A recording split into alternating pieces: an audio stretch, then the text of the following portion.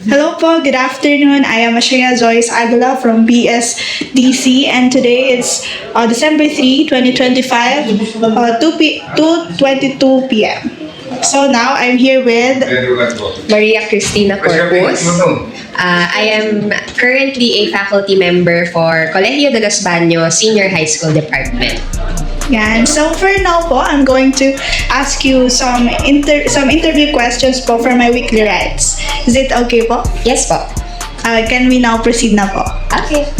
So first question po, first po I will need your alumni or graduation photo. Is it okay po if ma-access ko po yan after this interview?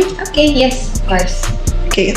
Next po is, what is your full name and how would you like it to appear in your profile po? My full name is Maria Cristina P. Corpus with a Z. Okay po. What is your current designation or job title? Right now, I am a senior high school teacher in Colegio de los Baños, and then I teach the subjects media and information literacy and practical research.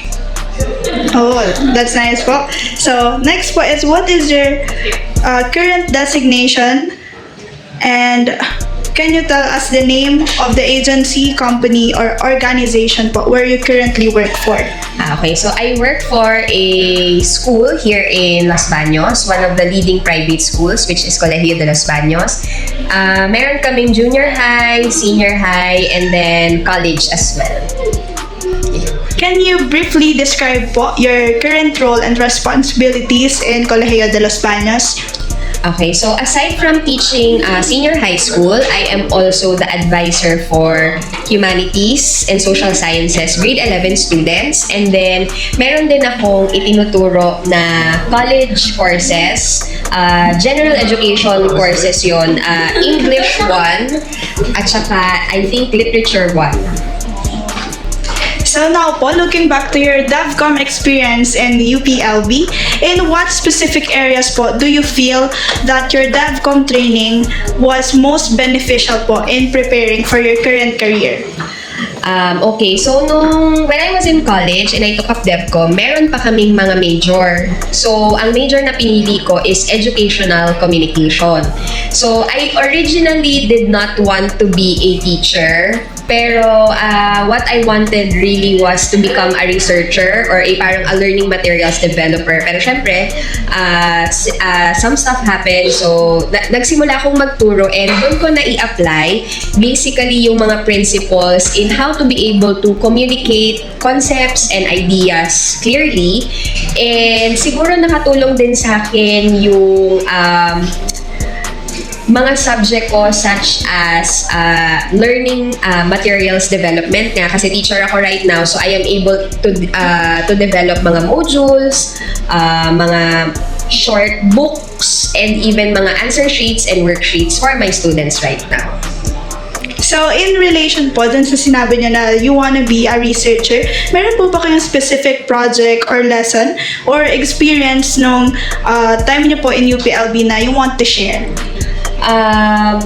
Right, I think what I remember most na project namin was, I don't know if may subject pa na ganun ngayon, pero meron kaming subject na campaigns wherein we were supposed to pick a topic and then magki-create kami ng campaign na either about information or awareness on that topic. So feeling ko nakatulong yon kasi one of the topics that we chose as a group was ecotourism, and I think doon ko unang nakita or na-experience yung pagtuturo sa mga bata about what is ecotourism, ano yung iba't ibang lugar dito sa Los Baños na kino-consider na ecotourist spots. Kaya siguro na napapunta rin ako dun sa path na teaching. Oh, okay, that's so interesting po. Next po is, were there any particular DevCom faculty members or courses that were especially influential in shaping your career? DevCom faculty, si Sir Edmond Centeno. I think sa lahat ng mga naging professors namin that time, I think siya yung pinaka naging influential sa akin because of the way he taught us, hindi lang basta sa DevCom, pero siguro the way din kung paano niya kung paano siya magturo sa students kasi he went beyond just teaching us yung mga concepts, pero he gave us real life examples, and hindi lang siya basta puro lecture. He made sure na interactive yung discussion, na pati kami na students included doon sa discussion niya. So now po, looking back as you are now the alumni of DevCom, what advice po would you give to the current DevCom or new freshman students to help them make the most of their education?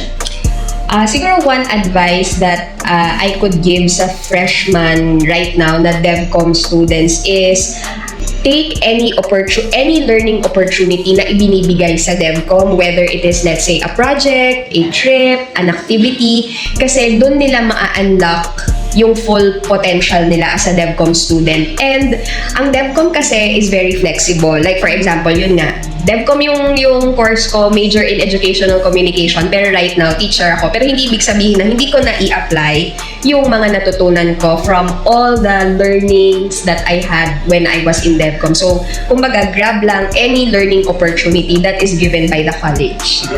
Okay, so with those opportunities po that you have before, can you share po an example naman of your challenge na you faced in your career and how were you able to overcome it po? Siguro, one of the challenges is napaka-ironic kasi when I was in college, napaka-mahiyain ko, and it was ironic na DevCom pa daw yung pinili na course ko. Pero yung training nga na binibigay ng DevCom kasi is kailangan mong umalis dun sa comfort zone mo. You need to interact with people, you need to socialize, you need to talk to people. So, I would like to believe na yung challenge na pagiging mahiyain ay na-overcome ko when I took up DevCom. Oh, okay po. And lastly po, as a DevCom alumni, what does communication for development mean to you in the context of your current work po? Okay, so laging natatanong sa amin yan. Sa ulo ko na dati. Pero ang ibibigay ko siguro is yung definition ko ng DevCom ngayon. No? So, I think development communication in the simplest words that I can say is to express any idea that can be used to improve or develop either the individual, the community, or the society. And I think as a teacher, yun yung ginagawa ko ngayon, na ginagamit ko yung communication so that the students that I have would be able to develop themselves, and kapag na-develop nila yung sarili nila, magiging mindset or maiisip din nila na dapat din nilang i-develop yung community or yung society kung nasan sila. Okay, that's all po. Thank you for your time po. Thank you. Thank you din.